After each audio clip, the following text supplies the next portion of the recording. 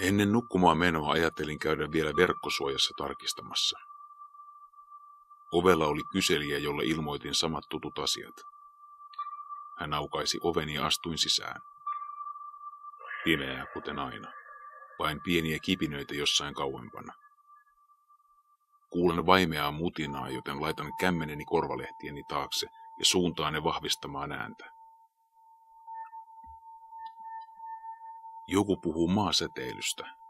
Kertoo tarinaa kauan sitten eläneestä sukulaisestaan, joka ymmärsi asioita, joista ei nykyään enää juuri kuule puhuttavan.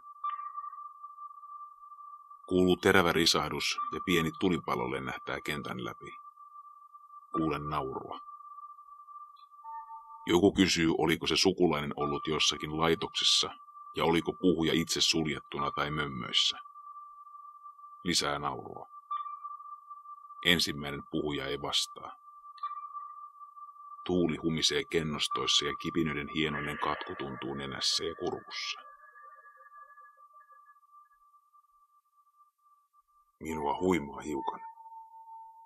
Olo on raskas. Se on aina tätä, mutta en oikein osaa olla aina täysin yksinkään.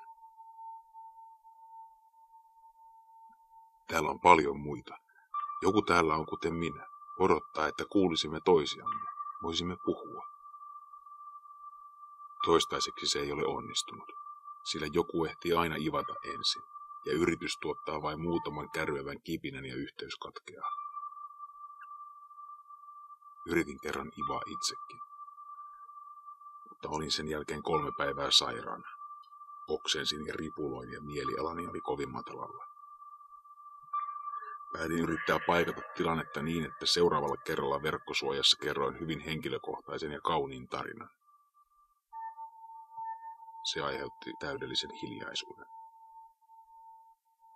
Kukaan ei vastannut millään tavalla. En saanut edes sitä pientä kipinöintiä, joka seurasi miltei kaikkea verkkosuojassa lausuttua.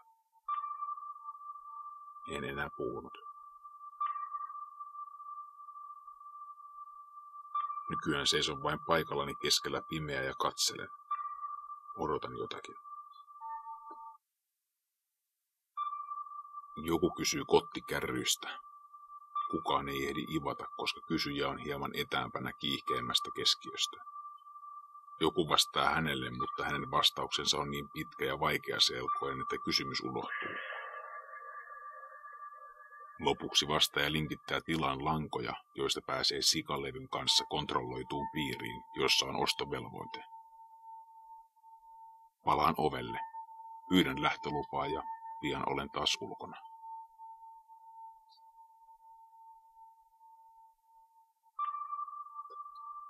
Yöllä, unen tilassa, on eräälle menneen ajan ystävälleni kasvanut noidan jäykkiä karvoja leukaan, nenä kutistunut pieneksi kuivaksi palloksi, ja koko pää on kuin kauan maan alla maanneella, puoliksi mädäntyneellä.